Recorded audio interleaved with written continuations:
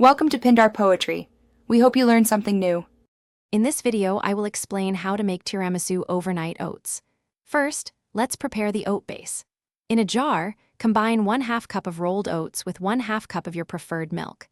Add 1 tablespoon of chia seeds and 1 tablespoon of maple syrup for sweetness. Finally, stir in 1/4 cup of strong coffee or espresso to infuse that classic tiramisu flavor. Mix well until everything is combined. Next, we'll create the rich, creamy layer that mimics mascarpone.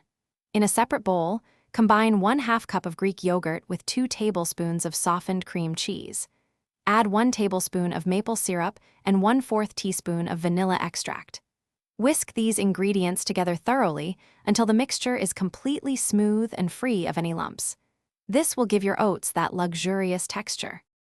Now it's time to assemble your tiramisu overnight oats. Begin by spooning about half of your coffee-infused oat mixture into a jar. Then, carefully add a layer of the creamy yogurt and cream cheese mixture on top. Repeat these layers, finishing with the creamy layer until your jar is almost full. Cover the jar tightly and refrigerate it for at least 8 hours or preferably overnight. After a good night's rest in the fridge, your tiramisu overnight oats are ready to enjoy. Before serving, dust the top generously with unsweetened cocoa powder for that authentic tiramisu look and taste. For an extra touch, you can add a ladyfinger or some chocolate shavings on top. This makes for a delightful and convenient breakfast that tastes like dessert. Enjoy. Thanks for watching. Consider subscribing if we helped you.